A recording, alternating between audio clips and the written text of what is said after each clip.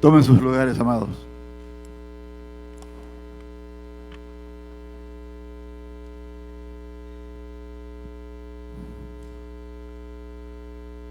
Muchas gracias, Pepe, por esas palabras. Antes de nada, tengo que sumarme a lo que ya se ha dicho de muchas maneras y con mucha elocuencia, y no quiero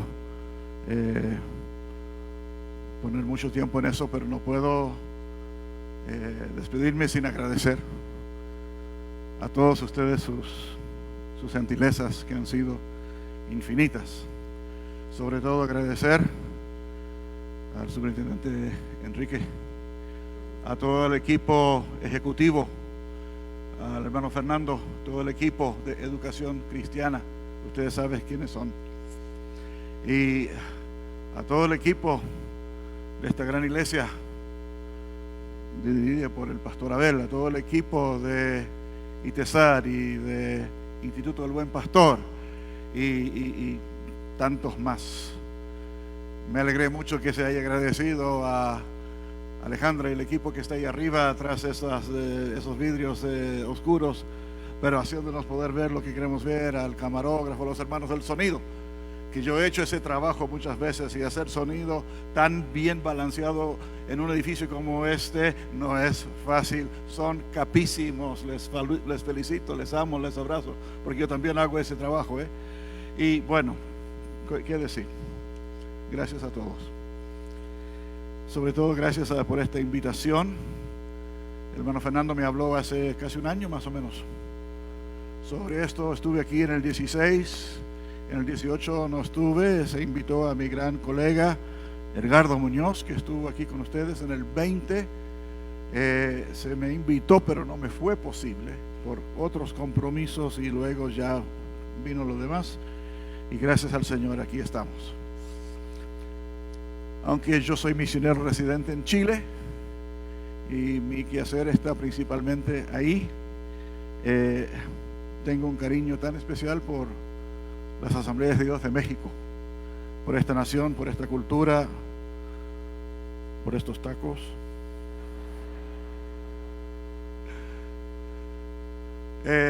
Y para mí, cada vez que puedo estar en México es una bendición extraordinaria. Su cariño, su amistad, su humor, su buena onda es tan especial. Cuando el hermano Fernando me invitó y luego me dijo que me iba a tocar predicar la clausura, ya hace muchos meses, eso empezó todo un proceso de buscar al Señor, de qué vamos a hablar. Y ha sido una carga pesada. Llevo muchos meses con esto encima. Me saco la mochila esta noche.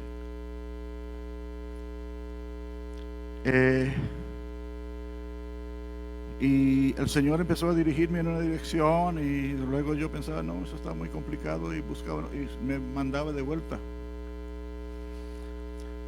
Y yo pensaba, bueno, voy a traer algo que a lo mejor no se ha hecho antes.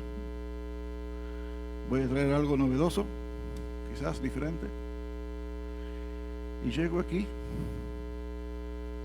y todos estos cuates me han estado robando el sermón todos estos días.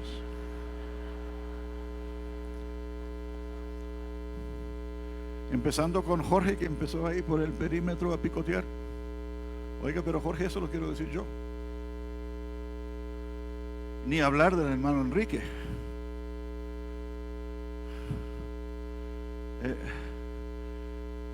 Repitió casi la mitad de mi mensaje. Ahora, yo no sé si usted se va a dar cuenta de estas cosas, que yo llevo meses. Esto que tengo aquí lo escribí hace más de 3 semanas. Ha estado escrito. Desde entonces solamente oración. Y ahí está Enrique diciendo cosas, principios, verdades, y oiga, pero Enrique, déjame algo. Y ni hablar de David Woodworth, mi compadre, ¿Dónde está David? Oiga, el Señor me dirigió a un texto en Ezequiel. Yo digo, aquí tengo la novedad, porque en un taller de educación cristiana jamás, nunca nadie predica de Ezequiel.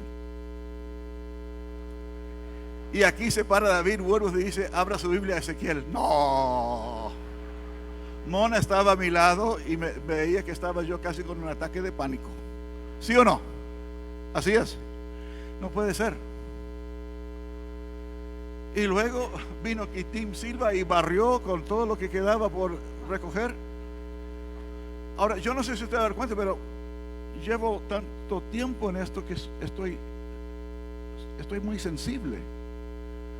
Y cuando oigo estos ecos y reflejos de esto, no estoy enojado, estoy asombrado, porque estoy diciendo, mira, aquí, esto es algo que los cesacionistas no saben. John MacArthur jamás ha tenido esta experiencia. John MacArthur nunca va a escribir un libro sobre esto, se los prometo. Porque, Enrique, esto no me ha pasado antes, esto es nuevo para mí. Y la verdad es que me tiene medio loco, porque hoy día mismo, pensando, mira, ahí estaba Quitim Silva en Nueva York, preparándose. Por acá estaba Enrique González preparándose. En la Yucatán estaba Jorge. En Bogotá, Colombia, está David Woodworth. Y yo estoy lejos de todos estos allá en el fondo del mundo, en Santiago de Chile. Y el Espíritu Santo está orquestando.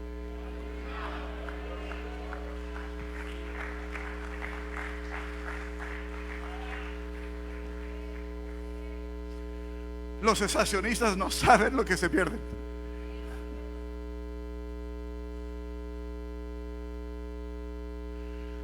Porque he estado viendo todos estos días cómo conceptos y principios y ecos y reflejos de lo que traigo ya están sembradas aquí, y creo que el Señor ahora simplemente va a atar todos los cabitos sueltos y amarrar el paquetito. Es lo que yo siento. Ahora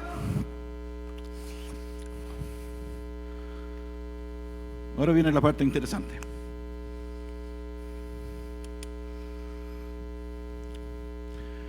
El título de mi mensaje es, hermana Alejandra, ayúdeme. Cuando la gloria se va y cuando la gloria vuelve. Cuando la gloria se va y cuando la gloria vuelve. Hermanos, les aviso, voy a estar usando mucho esa pantalla, así que estén atentos.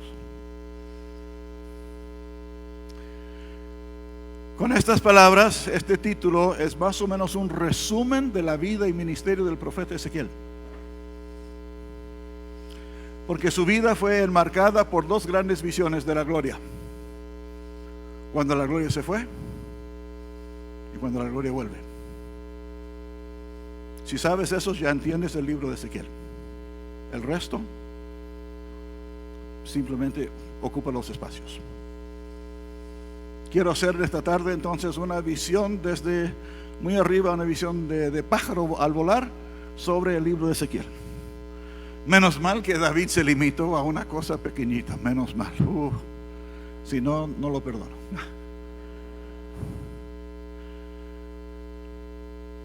Los hitos de la vida de Ezequiel que tenemos registrados en la Biblia abarcan un periodo de 50 años, desde los años 620 hasta el año 570 antes de Cristo. Él fue un levita y un sacerdote. Nació en Judea por el año 622 antes de Cristo, exactamente en ese año, porque él nos da su edad en ciertos momentos. Él fue llevado a Babilonia en la segunda invasión que hizo Nabucodonosor en el año 597, teniendo en ese momento 25 años de edad. Como ustedes saben, los babilónicos invadieron a Judá 3 veces.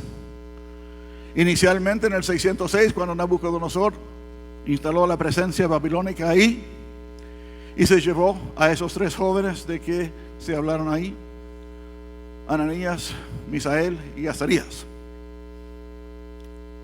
Luego, porque el rey en Judá no se sometía, volvió por segunda vez en el 597, y ahora sí, con más fuerza, y sacó de la ciudad a toda la gente joven, toda la gente fuerte, incluyendo al joven Ezequiel de 25 años de edad. Dejó ahí a los viejitos y los enfermos, empobreció la ciudad. Y ya luego, 11 años después de eso, en el 586, volvió de nuevo, porque Judea no se sometía a su régimen, a su imperio, y ahí sí destruyó todo. Y destruyó el templo, lo desarmó, lo quemó, lo dejó hecho un montón de piedras y cenizas. Ahora, pongámonos en el lugar de este joven Ezequiel. Era levita, era sacerdote en formación. Si lees el libro de Números 4, ahí está la lista de los clanes de los levitas, los hijos de Leví: Gersón, Merari y Cobat, y sus funciones. Y de los 3 linajes se dice que ellos empiezan sus funciones a los 30 años de edad y sirven hasta los 50 años de edad. Ese es el margen de trabajo de un sacerdote, de los 30 a los 50. Ezequiel a los 25 está en formación, está siendo mentoreado, está estudiando para ser un sacerdote.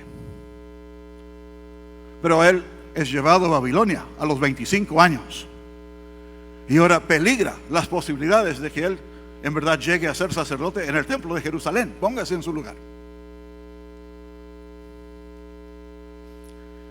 Él estaba en ese entrenamiento. En Ezequiel 4, él mismo confiesa cuando Dios le desafía a hacer una suerte de teatro callejero para mostrar la miseria del pueblo de Jerusalén al ser llevados a su esclavitud. Él ahí admite que él había vivido una vida de pureza y de santidad y jamás había contaminadose con ninguna inmundicia. Había estado en una disciplina rigurosa para el sacerdocio, como buen levita. Sin embargo, al cabo de 5 años, y el libro comienza contándonos de que cuando él tenía 30 años, cuando llega al momento cuando tenía que comenzar el sacerdocio, pero ya no puede hacerlo porque está lejos de Jerusalén, está en Babilonia, empieza a tener no un rol de sacerdote, sino de profeta, y empieza a tener visiones de Dios en el año del comienzo de su ministerio. Dios aparece, él está ahí al lado del río, y Dios empieza a manifestarse. En los primeros 11 capítulos ahí se describe toda esta serie de visiones extraordinarias que tuvo en ese tiempo. Él está ahí en Babilonia, levanta los ojos y ve la gloria de Dios que ahí está. Ahí estaba.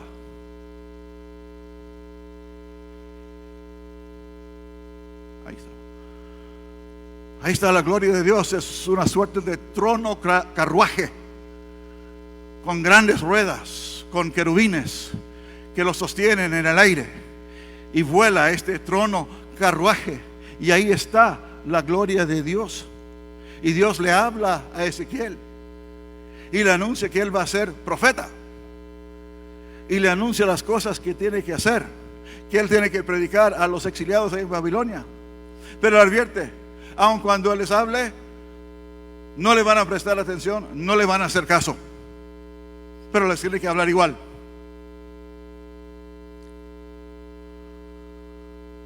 Dice que él va a ser su mensajero, un vigía, un predicador y una ilustración viviente con ese teatro callejero de la destrucción que aún faltaba venir a Jerusalén. Muy posiblemente a estas alturas todavía los exiliados de Judea, en Babilonia, pensaban que de alguna forma iban a ser rescatados, que todo iba a salir bien. Y Ezequiel está ahí para decirles: eso no va a ser así. Te vas a quedar aquí. No habrá rescate en tu vida. Y la ciudad va a ser destruida. Y ahí entonces está este sacerdote en desarrollo, en formación. El joven que todavía ha añorado ser sacerdote del templo, estar ahí. Y ahí está en Babilonia y levanta los ojos y ve la gloria del Señor. ¿Y cuál es la pregunta que le debe pasar por la cabeza? Pero, ¿qué hace la gloria de Dios aquí en Babilonia? ¿Por qué no está en el templo donde corresponde? ¿Por qué no estás en tu casa, Señor? En el templo. ¿Y sabe lo que Dios le dice? Me corrieron, me echaron, me tuve que ir, me echaron, por eso estoy aquí. Él dice eso en el texto. Mira, en Isaías 5:11, estoy usando la Biblia de las Américas. Dice: por tanto vivo yo, declara el Señor Dios, que por haber profanado mi santuario con todos tus ídolos detestables y con todas tus abominaciones, yo me retiraré. Mi ojo no tendrá piedad y tampoco perdonaré. En Ezequiel 8:6, Dios está revelando lo que había sido la situación en Jerusalén. Y dice: entonces me dijo: hijo de hombre, ¿ves los que hacen estos, las grandes abominaciones que comete aquí la casa de Israel, para que me aleje de mi santuario? Pero aún verás mayores abominaciones. Pero Dios, ¿qué hace tu gloria aquí en Babilonia? Es que me corrieron. Ya no me quieren ahí. Por eso me fui. Así que la gloria se fue a Babilonia a buscar un joven que se llamaba Ezequiel para revelarse a él. Y recoge a Ezequiel y lo lleva de vuelta a Jerusalén y le muestra lo que había sido la situación que había impulsado que la gloria de Dios abandonara el templo y la ciudad, y le da una serie de visiones de lo que estaba pasando allí. Y hay una serie de 4 visiones. La primera visión está en Ezequiel 8:5. Él ve el templo de Salomón, ahí está en la entrada norte. Sin embargo, la gente ha levantado un enorme ídolo. El texto lo llama el ídolo del celo, el ídolo que hace despertar el celo de Dios. Es probablemente un ídolo de Asherá, la diosa de la fertilidad de los cananeos, de los asirios. Y el pueblo, en vez de estar en el templo adorando a Jehová, está aquí adorando a este tremendo ídolo que han levantado ahí en el patio. En la segunda escena, Dios le muestra un hueco, un hoyo en una de las paredes, y le dice que siga cavando, abriéndolo, y lo abre. Y ve que hay una pared y hay una puerta. Y abre la puerta y mira por la puerta. ¿Y sabe lo que ve? Ve que todas las paredes están pintadas al puro estilo de las tumbas de los egipcios en las pirámides, con toda suerte de víboras y animales y cosas inmundas pintadas en las paredes. Y allí, en ese espacio, hay un total de 72 ancianos de Israel, los líderes, que han tomado los incensarios de los sacerdotes y están quemando incienso a los dioses que están representados ahí en esas paredes pintadas del templo de Salomón. Y enseguida Dios los lleva a una tercera visión, y él ve fuera de la puerta del templo, ahí están las mujeres de Judá llorando, endechando y haciendo todos los ritos de la adoración del dios Tammuz de los babilónicos. Y luego viene lo peor, la cuarta escena. Ahí hay 25 sacerdotes en la entrada del templo que mira hacia el este. Ahí está la puerta que conduce al lugar santo y al lugar santísimo. pero le han dado la espalda al lugar santo y al lugar santísimo, y están postrados en la tierra mirando hacia el este, adorando al sol que sale. Y le han dado la espalda a Jehová y adoran al sol. Y con estas 4 escenas Dios le está mostrando al profeta Ezequiel qué fue lo que pasó, por qué se fue.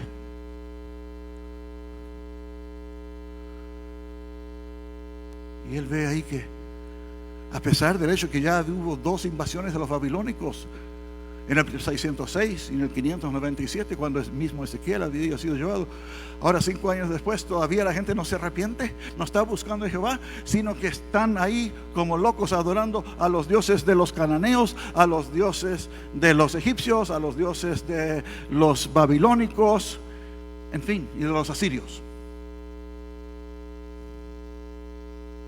Y Dios le muestra cómo él abandona el templo. La última mención de la gloria en esta primera parte del libro está en el capítulo 11, 23 a 25. La gloria del Señor se elevó del medio de la ciudad, se detuvo sobre el monte que está al oriente, el monte de los olivos. Y el Espíritu me levantó y me llevó a Caldea, a los desterrados en visión por el Espíritu de Dios, y se alejó de mí la visión que había visto. Entonces hablé a los desterrados de todas las cosas que el Señor me había mostrado.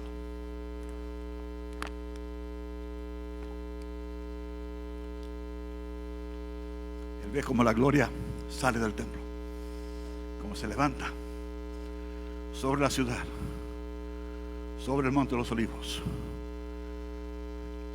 y lo lleva de vuelta a Babilonia, y se eleva y desaparece.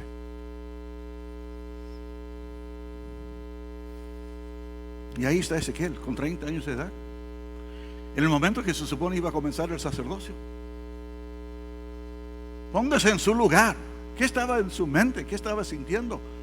¿Cómo seré sacerdote ahora si ni la gloria está en el templo? ¿Qué chances tengo yo de volver a Jerusalén si hasta la gloria ya no está ahí?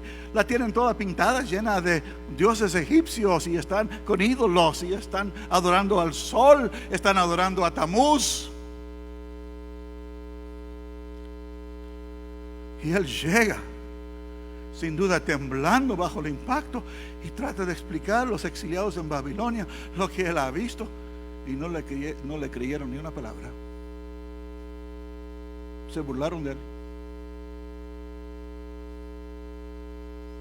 Y los años van pasando. Pasaron 20 años, Mike.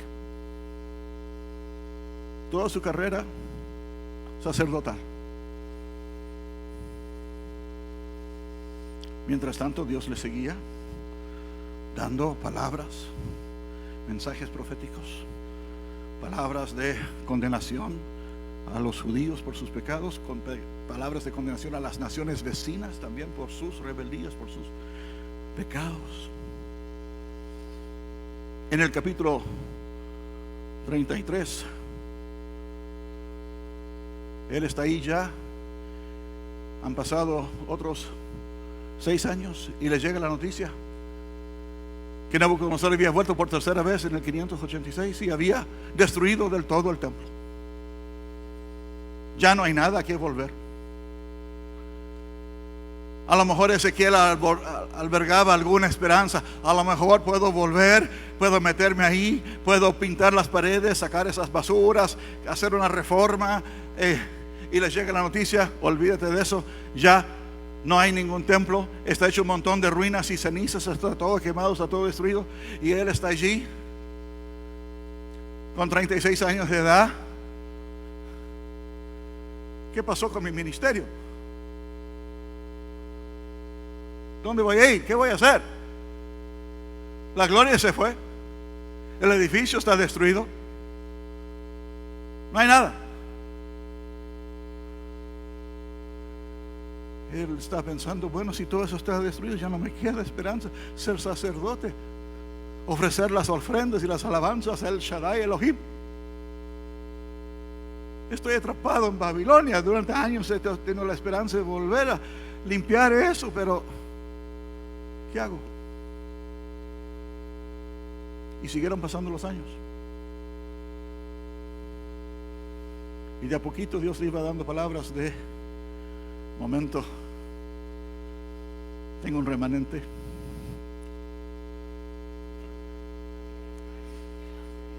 Esta historia todavía no se acaba.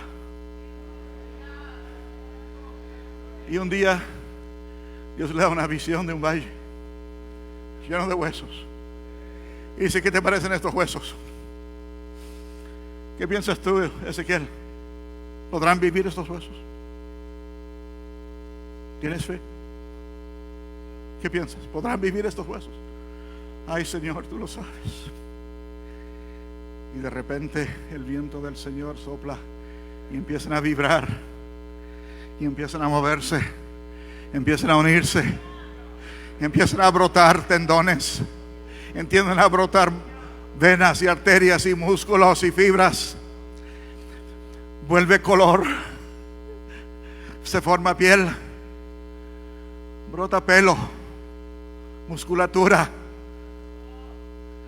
abren los ojos, se ponen de pie, y es un ejército innumerable que nadie podía contar. Y Dios le da esta esperanza al profeta: algo va a pasar. Y siguen pasando los años.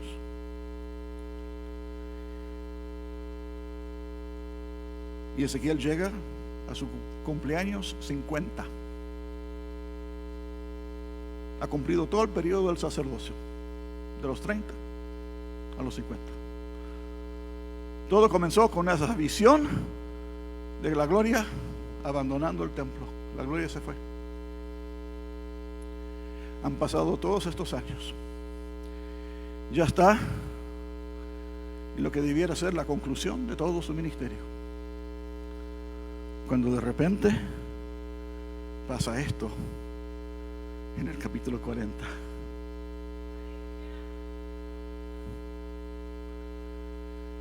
En el año 25 de nuestro destierro, a él lo exiliaron a los 25 años de edad. Ahora ya lleva 25 años en Babilonia, ha cumplido 50 años. Al principio del año, los 10 días del mes, 14 años después de haber sido tomada la ciudad, en aquel mismo día vino sobre mí la mano del Señor y me llevó allá. A los 30 años Dios los llevó a Israel, a Judea. Y ahora a los 50 Dios los vuelve a llevar. Dice: en visiones de Dios Él me llevó a la tierra de Israel y me puso sobre un monte muy alto, sobre el cual, hacia el sur, había una construcción parecida a una ciudad. Veo algo.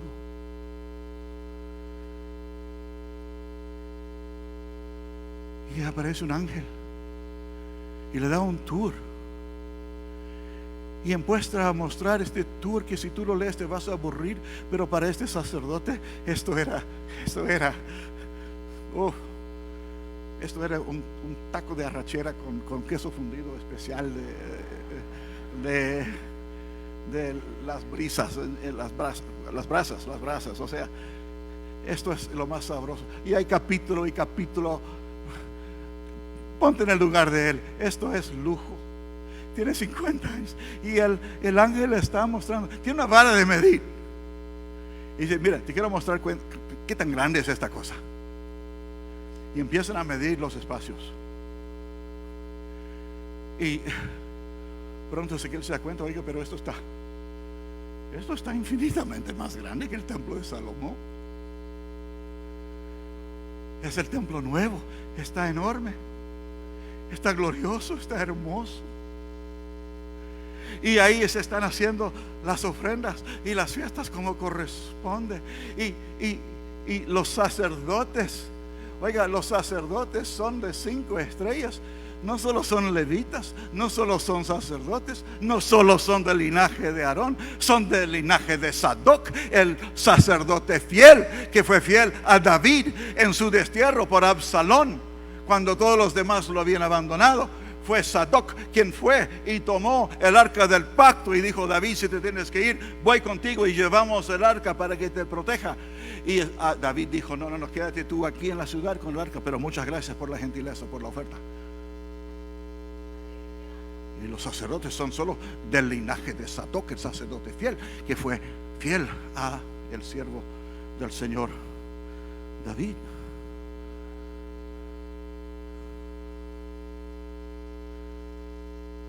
Y llegamos al capítulo 43, después de 3 capítulos de todos estos detalles que a ti te van a aburrir quizás, pero a este sacerdote lo tenían loco. Él dice: entonces me llevó a la puerta que mira hacia el oriente, la puerta del templo. Y aquí la gloria del Dios de Israel venía de la parte del oriente. Su voz era como el sonido de muchas aguas, y la tierra resplandecía de su gloria. Es el trono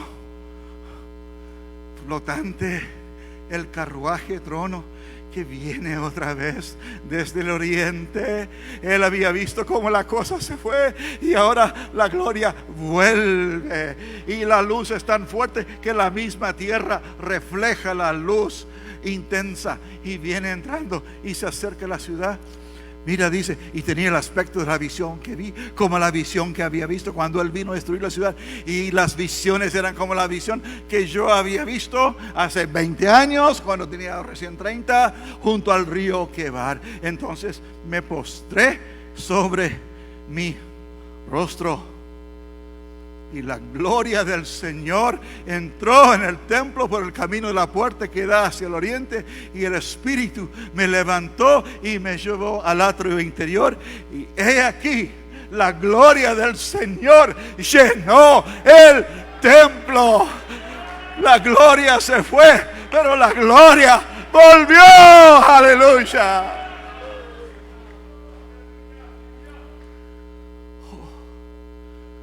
¿Cómo quedó el pobre Ezequiel con eso? Y esas 2 visiones de la gloria, cuando la gloria se fue y cuando la gloria vuelve, ese es el marco de su vida. 30 años, 50 años, la duración del ministerio de un sacerdote mona. Comenzó y concluyó con visiones de la gloria. Pero la cosa no se acaba. Hay una visión final. Dios le muestra un río. Hay un río que brota del umbral del templo y va bajando, y a medida que baja se hace más ancha y más honda, y Dios lo desafía a probar el río. Y se da cuenta: este río es más grande que mí. Ya no, esto es torrentoso, esto es fuerte, esto es tremendo, esto es, hay que nadar, ser buen nadador para gobernarse en este río. Y cosas que esas aguas tocan, florecen, brotan con vida. El desierto seco brota con vida, porque el agua lo toca. Y eso, en pocas palabras, es el libro de Ezequiel. Lo demás son detalles. Si entiendes esto, ya tienes el paradigma. Ahora, nos vamos a entrar aquí a hablar de todas las implicaciones escatológicas. ¿Okay? Nos vamos a mostrar todas las conexiones entre esto y el Apocalipsis. Eso se lo vamos a dejar al hermano Kitim, que seguramente tiene un libro sobre el tema.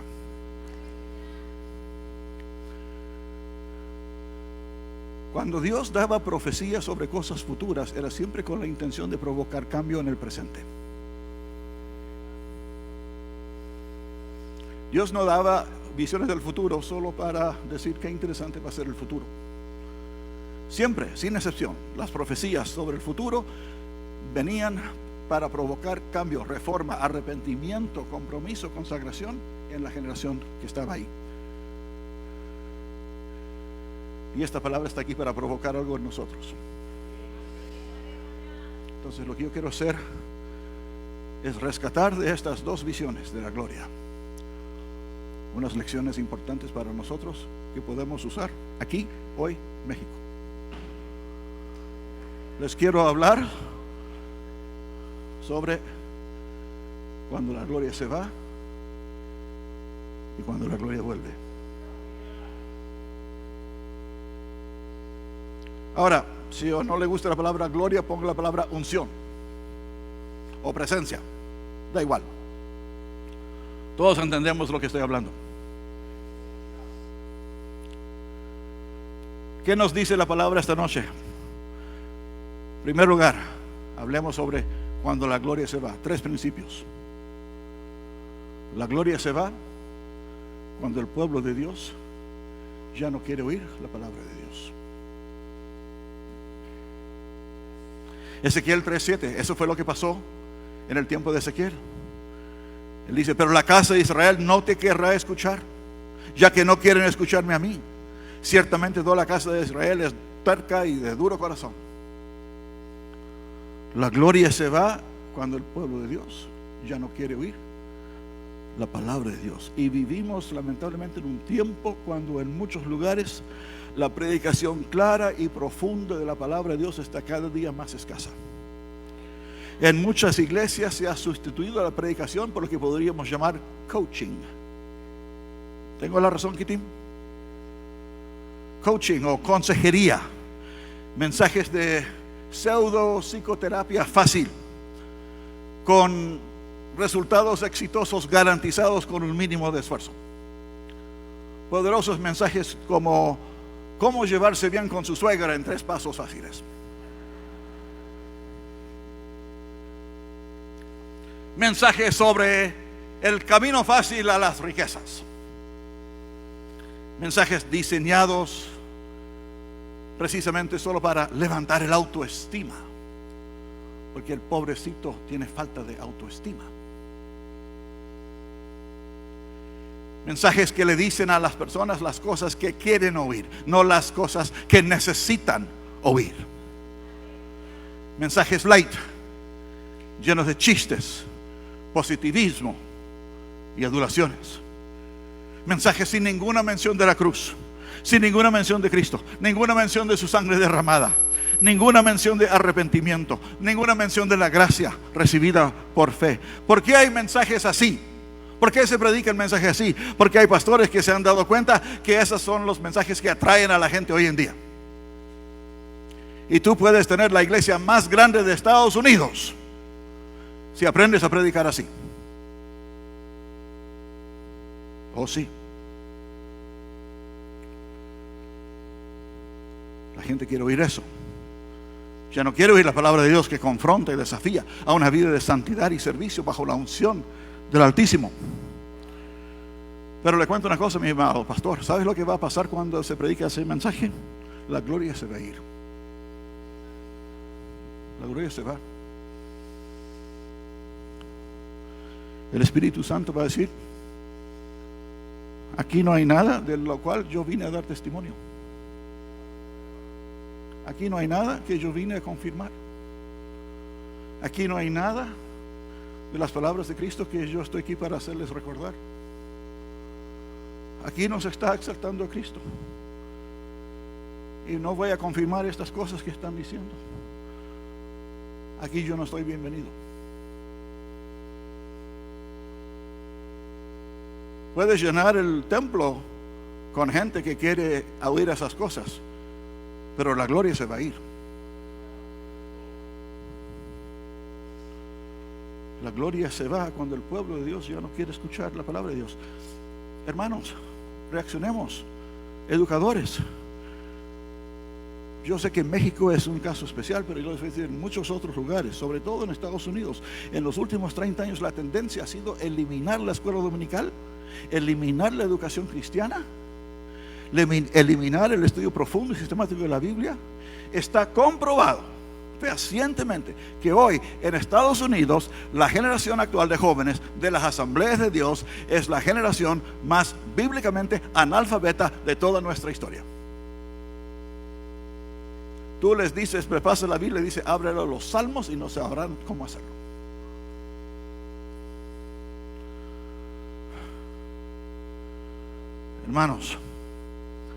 Hermanos míos, mantengamos siempre la predicación y la enseñanza de la palabra como el eje central de lo que hacemos, porque la unción se va cuando la gente ya no quiere oír la palabra de Dios.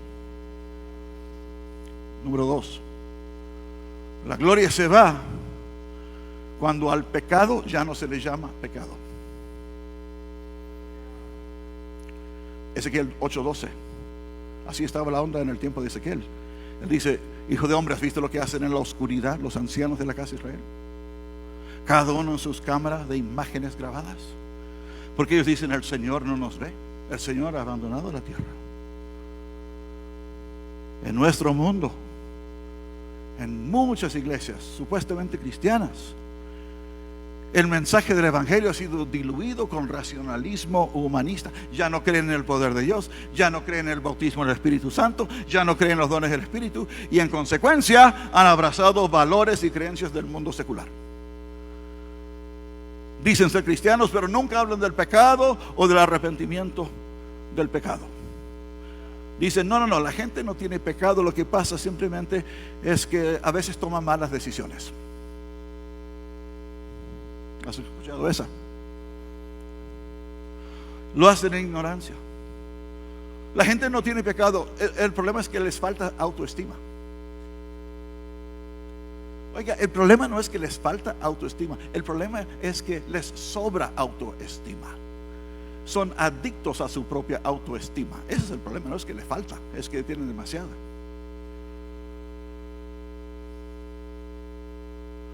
Y otros dicen: ¿y qué tiene de malo ser cristiano y ser gay? ¿Qué tiene de malo si queremos vivir juntos y no creemos en el matrimonio? Están cómodos en su pecado. Dicen: nada nos puede pasar porque Dios es amor y Él no castiga a nadie. Y no hay ninguna diferencia entre estos y los falsos profetas de Jerusalén, que decían: ningún mal puede venir sobre nosotros. Les podría dar ejemplos toda la noche, pero les quiero decir esto. En una iglesia que no llama pecado al pecado, Dios no lo va a bendecir. La gloria se va cuando al pecado no se le llama pecado. Ahora viene la parte más dura. También en Ezequiel, la gloria se va cuando los pastores se aprovechan de las ovejas. Este es un tema fuerte en Ezequiel. Mira lo que él dice ahí en Ezequiel 34, 1 al 5. Vino a mí la palabra del Señor diciendo: hijo de hombre, profetiza contra los pastores de Israel. Profetiza y di a los pastores: así dice el Señor Dios, ay de los pastores de Israel, que se apacienten a sí mismos. No deben los pastores apacentar el rebaño. Comáis la grosura, os habéis vestido con la lana, degolláis la oveja engorgada, pero no apacentáis el rebaño. Los débiles no habéis fortalecido, la enferma no habéis curado, la perniquebrada no habéis vendado, la descarriada no habéis hecho volver, la perdida no habéis buscado, sino que las habéis dominado con dureza y con severidad, y han sido dispersadas por falta de pastor, se han convertido en alimento para toda fiera del campo, se han dispersado. Este es un problema también en nuestro mundo. Ministerios que se han levantado simplemente para sacarle la plata a la gente. Y constantemente salen a la luz los abusos que se cometen ahí. Yo temo por las almas de esos ministros que cuentan tremendas mentiras para engañar a la gente y quitarle su dinero. Disfrazan sus mentiras con ropaje bíblico sobre siembra y cosecha y 100 por 1 y cosas así, pero están ahí robando a las viudas y a los huérfanos para poder comprar otra mansión y otro jet privado. Dios no tiene arte ni parte en eso. Eso contristece al Espíritu. Es una ofensa al Espíritu de Cristo, que vino para servir y no para ser servido. Ezequiel vio eso. La gente que se quería pastorear a sí mismo, sino a las ovejas. Hermanos, seamos pastores conformes al modelo de Cristo. ¿Amas a tu congregación? ¿De veras los amas?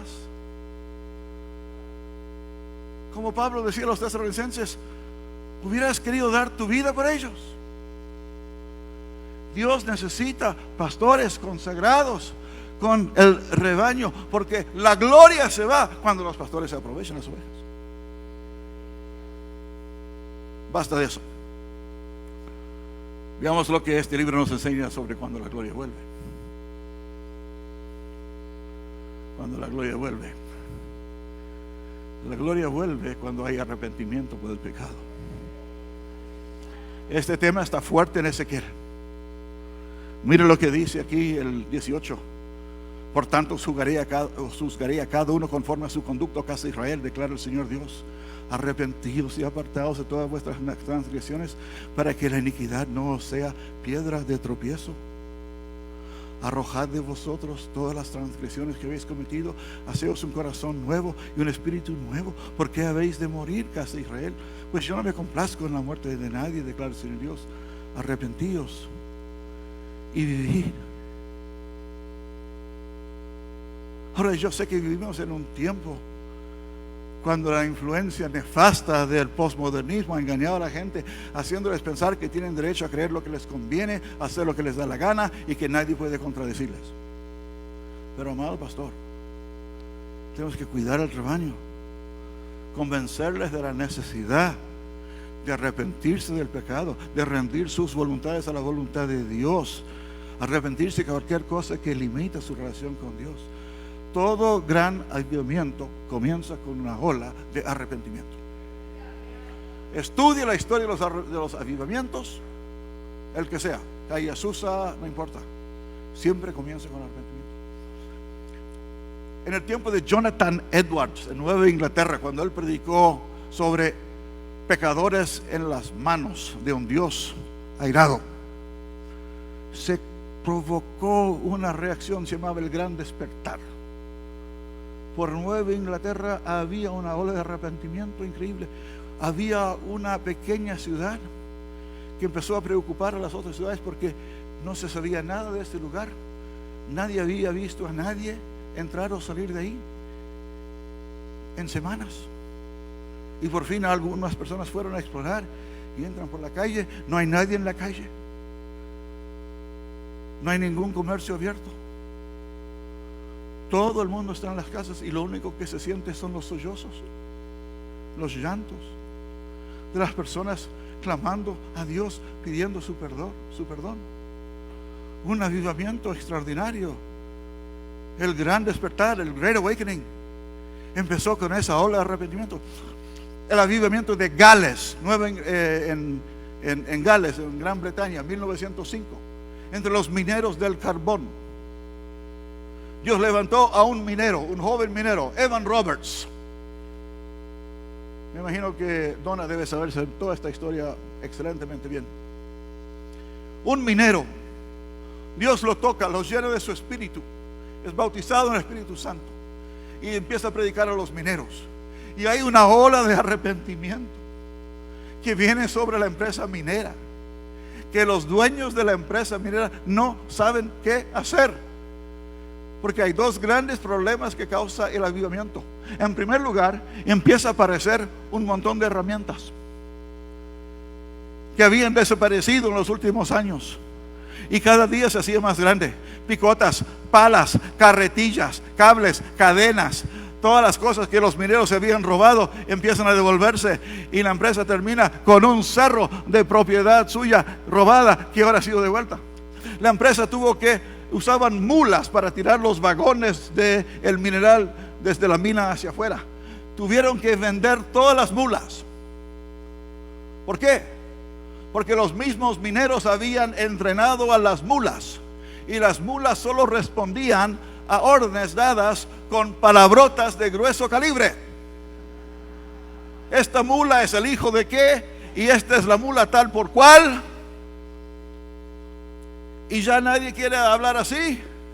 Y tuvieron que vender las mulas y comprarse otras y entrenar las nuevas. Y les decían no sé qué, mi angelito, qué nombre le daban a la mula ahora los mineros. Pero la empresa tuvo que cambiar las mulas. ¿Por qué? Porque hubo arrepentimiento.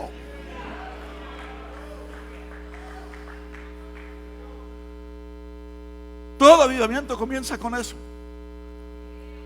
Y es lo que nuestra sociedad necesita. Número 2, la gloria de Dios vuelve cuando los centinelas cumplen su ministerio. Otro tema fuerte en el libro de Ezequiel Miren Ezequiel 33. Dice: a ti, hijo de hombre, te he puesto por centinela de la casa de Israel. Oirás pues la palabra de mi boca y las advertirás de mi parte.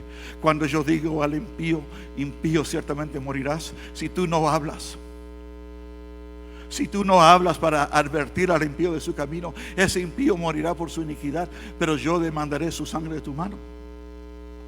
Pero si tú de tu parte adviertes al impío para que se aparte de su camino, y él no se aparte de su camino, morirá por su iniquidad, pero tú habrás librado tu vida.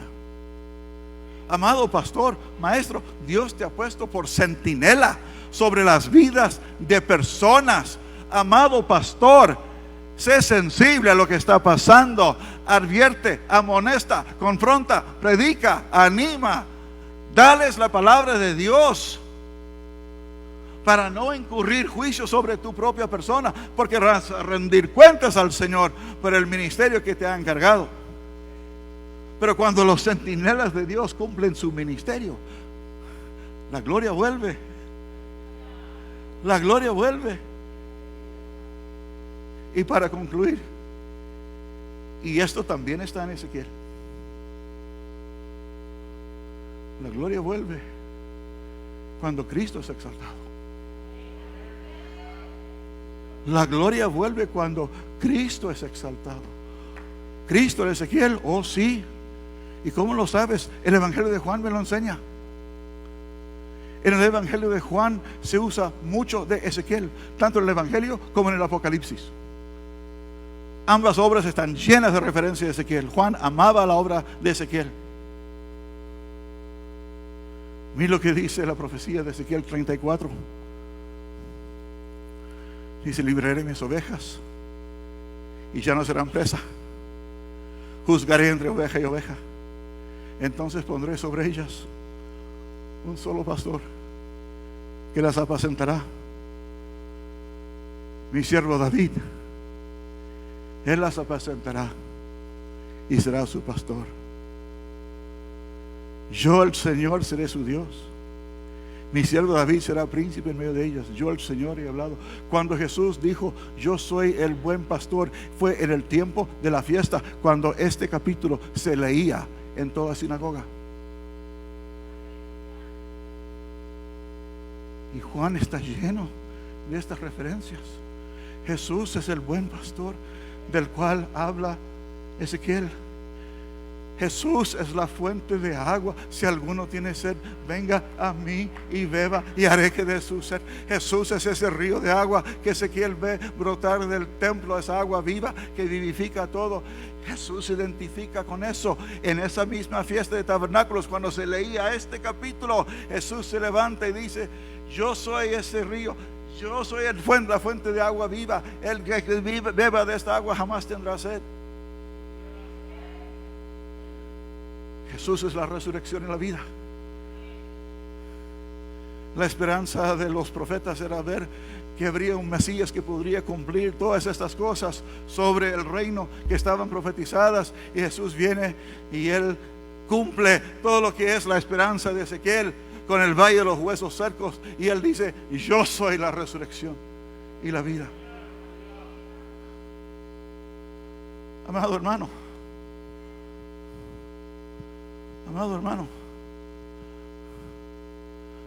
la palabra de Dios nos habla hoy sobre los tiempos cuando la gloria se va y cuando la gloria vuelve. Tengo que preguntar: ¿has perdido el sentido de la unción del Espíritu en tu ministerio? ¿Has caído en desánimo? ¿Estás confiando en cosas materiales más que el Señor? ¿Encuentras que a veces te frustras con la gente? ¿Sientes que la gloria se ha alejado de tu ministerio? Pues que no sea así, que vuelva la gloria. Que vuelva la gloria, que vuelva la unción del Espíritu. ¿Tienes hambre de más del Espíritu? ¿Quieres ver esa gloria? Exalta al Señor. Ponte de pie, por favor. Vamos a exaltar el nombre del Señor. Necesitamos, Señor, que nos muestres tu gloria. Si estás diciendo: Señor, tengo hambre de eso, yo no quiero una visión de la gloria saliéndose de mi iglesia. Yo no quiero que la gloria se vaya. Yo no quiero que se aleje. Como dijo David, no quites de mí tu Santo Espíritu. Oh hermano, que tengamos esa renovación en la presencia, la unción, que vuelva la gloria en más fuerza, en más intensidad. Habrá alguien aquí que tiene hambre de ver más de la gloria en su iglesia, en su ministerio. ¿Por qué no pasamos a este frente? Vamos a buscar eso. El Señor está aquí. Si no hay espacio aquí, arrodíllate ahí mismo en la silla donde te encuentras. Pero vamos a buscar ese encuentro con la gloria del Señor. Oh Señor, necesitamos ver tu gloria. Oh Señor, no queremos pasar años y años preguntándonos qué pasó con la gloria. No queremos pasar tiempo preguntándonos, Señor, ¿cuándo veré tu mano? ¿Cuándo veré milagros? ¿Cuándo veré esa bendición? Oh Señor, manifiesta tu gloria en mi ministerio. Manifiesta tu gloria en mi vida. Manifiesta tu gloria en mi iglesia, Señor. Oh Señor, queremos ver tu gloria. Necesito ver tu gloria, Señor. Dame una visión de tu gloria, Señor, en mi vida. Necesitamos eso, Señor. Oh Señor, oh Señor, oh Señor, ayúdanos, Dios. Oh Señor, oh Señor, haznos centinelas sobre los jóvenes en nuestras iglesias. Oh Señor, sana sus valores, controla sus mentes, sus decisiones, Señor. Limpia sus mentes. Trae tu presencia, trae tu poder a sus vidas. Úsame a mí, Señor. Jóvenes preciosos, no quiero ver que se vayan al enemigo. Los quiero ver llenos de tu Espíritu, Señor. Hazme un centinela, un vigía, preparado para dar cuentas por las vidas, Señor. Hazme una vigía, Señor.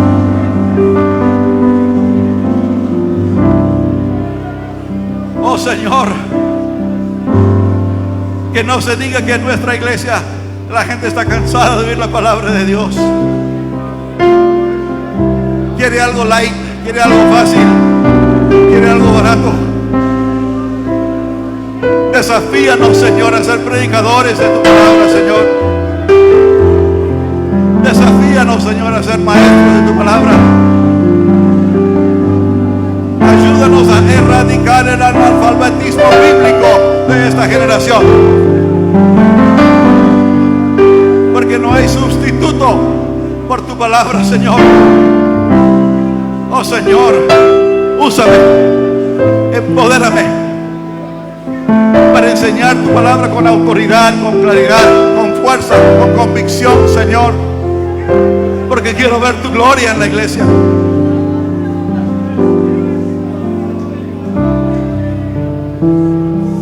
Ayúdame a llamar al pueblo al arrepentimiento del pecado, a no ser vista gorda, sino a ser un predicador de tu palabra, Señor, que llama a la santidad, que llama a la pureza, que incentiva a abrazar la hermosura de una relación santa con Jesucristo. Oh, que tu gloria no se vaya de mi iglesia, Señor. Quiero ver tu gloria, Señor. Señor, ayúdame a exaltar a Cristo en todo lo que hago. Que Cristo sea exaltado, Señor. Como entendió Ezequiel, ese Mesías vendría a ser el buen pastor. Ese Mesías vendría para traer vida y resucitar a los muertos y hacer que los huesos secos vuelvan a vivir. Ese Cristo quiero exaltar en mi iglesia. Ese es el Cristo que quiero predicar, Señor. Ese Cristo que sana, ese Cristo que resucita, ese Cristo que perdona, ese Cristo que llena con el Espíritu Santo. Oh Señor, que vuelva tu gloria.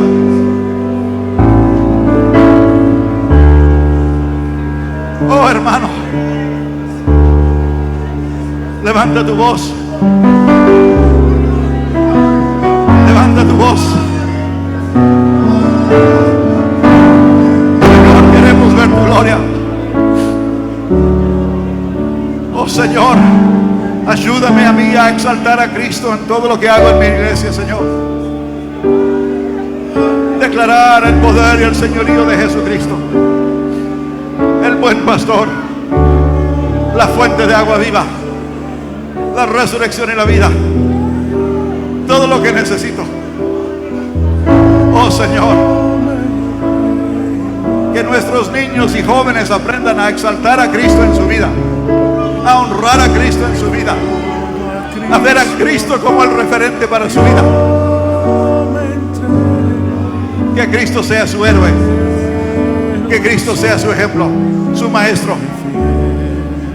Oh Señor, que nuestro pueblo esté locamente enamorado de Jesucristo, Señor. Así veremos tu gloria, Señor.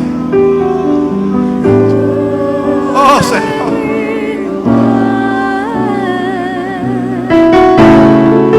Oh Señor.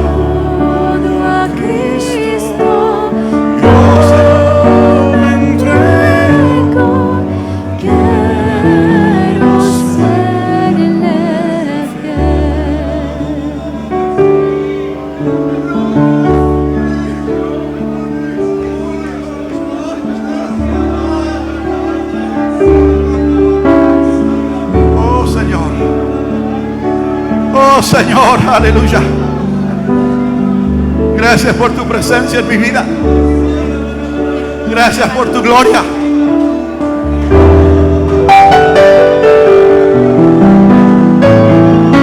Oh Señor.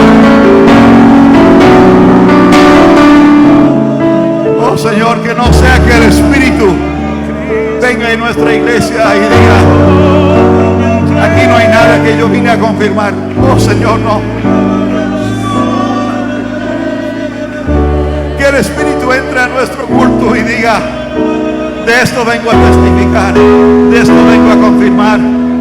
Esto es lo que vengo a recordarles. Están exaltando a Jesucristo, están alabando a Jesucristo. Esta es la gente que voy a llenar, que voy a bautizar. Oh Señor. Oh Señor.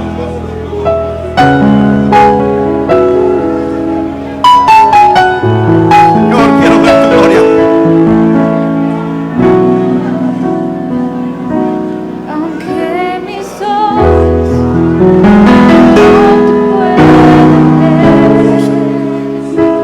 te puedo sentir. Oh Señor. Sé que estás aquí. Muéstrame tu gloria, Señor. De mis manos. Muéstrame tu